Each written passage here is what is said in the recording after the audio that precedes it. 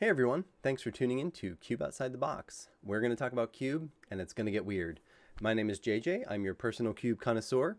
Today is an episode of the Cubies, and if you're a big fan of The Office like I am, you've already got some ideas of where this is headed.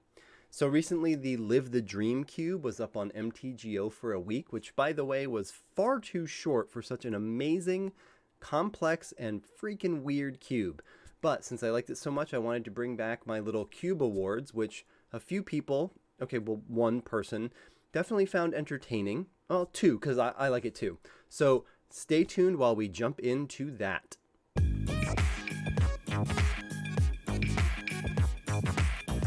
First up is one of my favorites, the Spicy Card Award. Sisay Weatherlight Captain is not a card you're going to find in a whole lot of cubes. A Commander Cube maybe, and as we know from the write-up, the Live the Dream Cube was definitely looking to marry the concepts of Cube and Commander together in what can only be described as a freakish lab experiment gone completely right. Anyway, Sisay Weatherlight Captain is a nice, easy build-around card. All you need to do is get into a 5-color deck with tons of legendaries at a variety of CMCs, so piece of cake to get that one included. I did see one person try to draft this on stream and it didn't go super well, but I do think the cube definitely has enough legs that you can get that deck together if you try. Of course, we have to have a dud award. There's always a worst card in every cube, and I'm not here to insult anyone's cube building abilities. The creator himself did say on stream that Tom B. Robber was the worst card in the cube, and I have to agree. A 1/1 menace for 3 is pretty rough, and having an activate ability is nice, but having to discard a card means that it's not really a mana sink. The likelihood of exploring into lands is pretty high, which I think means you're really just not getting your value for what you discard. Now here's the part where I have to add a little bit of a disclaimer that most of these are based on my own personal experiences with the cube. I only got to draft it a handful of times because, come on MTGO, we're only going to put this on for 1 week? That's not long enough. Anyway, the Overperformer Award goes to Doomed Artisan for creating just a metric fuck ton of tokens, especially in the Doubling Season deck that I got into on my first draft. This thing was unbelievably good.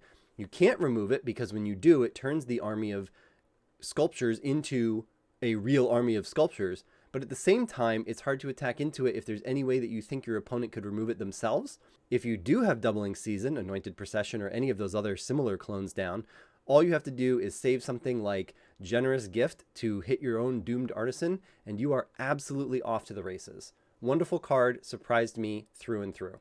Best Gag Award. The best joke I've heard in a long time was when Derek Gallin, the infamous writer of Hipsters of the Coast, came on stream to ask if anyone else called Sin Prodder Rob. When we asked why, he said because it's a red Bob. I guess he had to be there. Here's a new one. The Hey, Can I Copy Your Homework Award. So every time I draft a cube, if it's a good one, I find a minimum of one card that either I want to put back into my cube, or I think, why the hell wasn't this in my cube in the first place? In this case, I found a few, but 2 really stood out. Here's a new one. The Hey, Can I Copy Your Homework Award. Every time I draft any kind of cube, especially a good one, I always find at least one card that I wonder, why isn't that in my cube? Sometimes it's one that's been in there that I've taken out and I realize how good it is by drafting it in someone else's cube, or at least I'm reminded of it.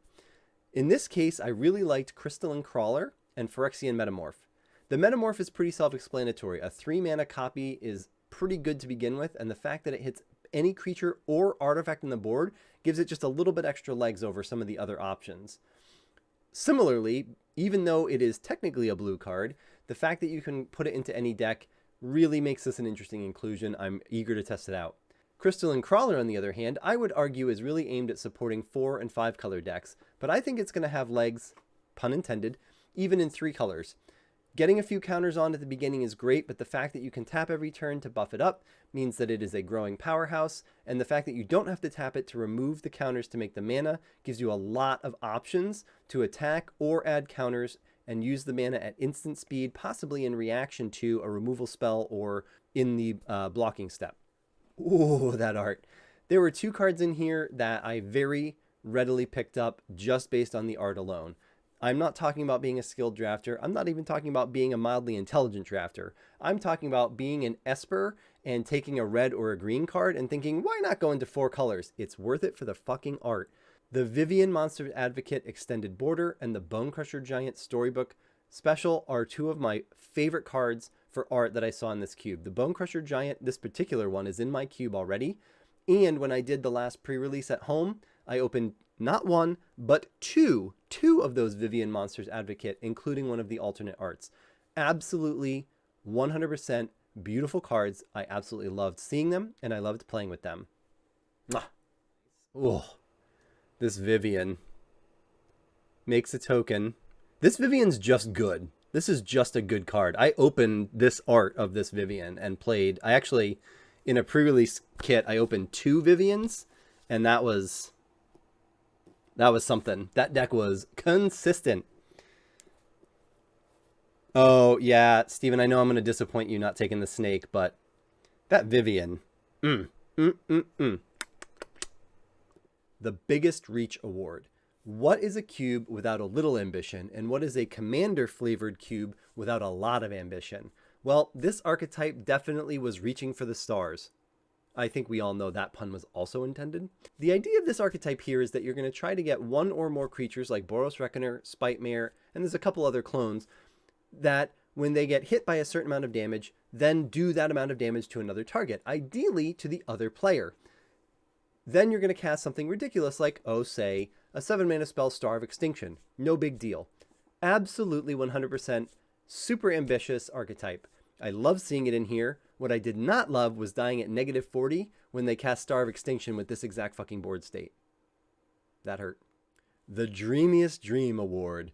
This one is just for the Live the Dream cube. I love the premise of the cube where we're trying to assemble a commander feeling deck that does big things on like turn 11 with 15 mana, or just does absolutely broken stuff, but not on turn 2 like a lot of powered cubes do. You had time to set up and interact and try to outmaneuver your opponent or assemble a board state that was irrepressible. This one felt like the biggest kind of dream, and I will also say it was the one that I personally managed to live to its fullest potential. Gin of Wishes and Urza were absolutely priceless if you were able to snag a handful of really high mana, like I'm talking 7, 8, 9, and even more cards, like Aminatus Augury, Nicol Bolas, Cruel Ultimatum, and I managed to get a handful of those with these 2 cards and some other stuff like Sower of Temptation that let me really stretch the game out and assemble a lot of resources. When you top deck one of those for 4 or 5 mana, you are absolutely off to the races. Cards like Gin of Wishes also serve as an alternative beater to keep pressure on your opponent and make sure that they don't assemble their own problems while you're getting yours together. This felt like kind of the dreamiest dream, and it was absolutely a wonderfully fun time to live it. Ooh, we could make a lot of mana right here with a big swing. We'll make at least 4 red mana. So yeah, Nicol Bolas is coming down, yo. Yarok is gross in this deck. They're assembling the dream here, but I fear we're going to make it painful for them.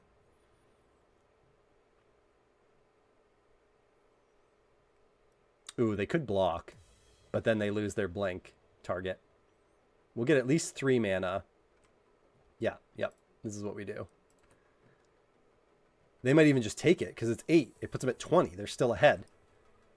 But that gives us 8 red mana.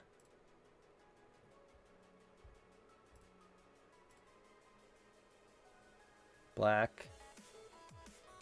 Black. Blue, black, black, 8. That's good, right? And we still have enough to do cut, which I think we do on the Soul Herder because that's the really scary one.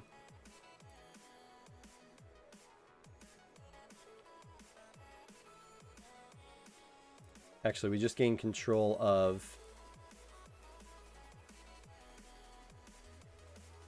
this. And then we cut this. Yeah, because the Herder can blink Urza. Or Gin of Wishes, and we just keep activating that over and over. 1, 2 more mana. Actually, 3 more mana.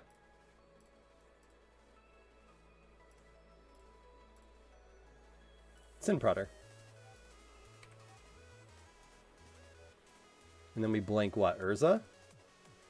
Yeah.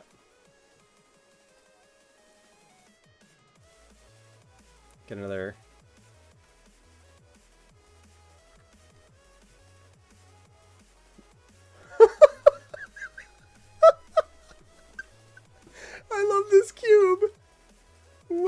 happening?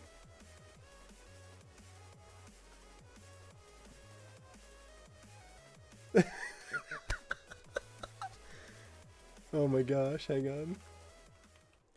And then last but not least, I always like to visit some pet card picks, some cards that either really stood out to me, that I think I want to play with in other formats or in other cubes, or cards that I know that other people really were fond of.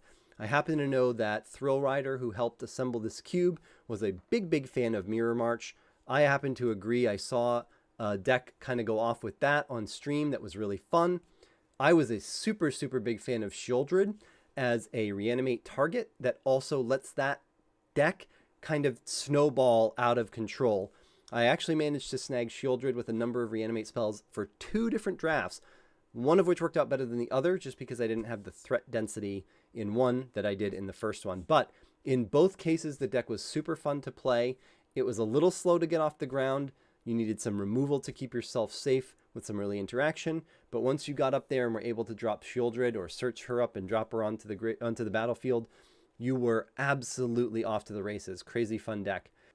And of course, I'm a big fan of Doubling Season because I waltzed through my first draft with a Pack 1, Pick 2 Doubling Season, followed quickly by a Sarah the Benevolent, along with Anointed Procession, and a number of other cards like Doomed Artisan that made just a wide variety of types and numbers of tokens. The deck got crazy out of hand very quickly and was incredibly fun and interactive to play.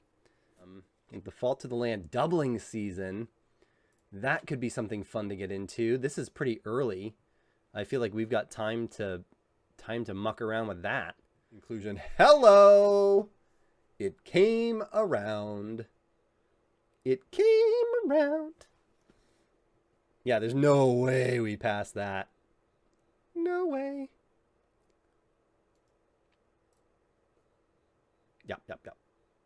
Ding indeed. Thanks so much for tuning in. Like I said, this is a format that I've kind of tried before, but I haven't done in a while. I got some feedback that it was kind of fun, and I thought it would be a nice way to wrap up and pay tribute to a wonderful cube that had a absolutely fantastic, successful run on MTGO recently. Please let me know if you think I missed anything or if you'd like to disagree with many of my awards. I would absolutely love to file that away for the next one. In the meantime, it would absolutely make my day if you were able to support this channel by giving us a like and a follow, following us over on Twitch, and the next time you're heading to TCG Player, if you don't mind using the affiliate link, that's a huge boon to me and I really appreciate it. Thank you for tuning in. Stay safe, stay healthy, and I will see you for the next cube.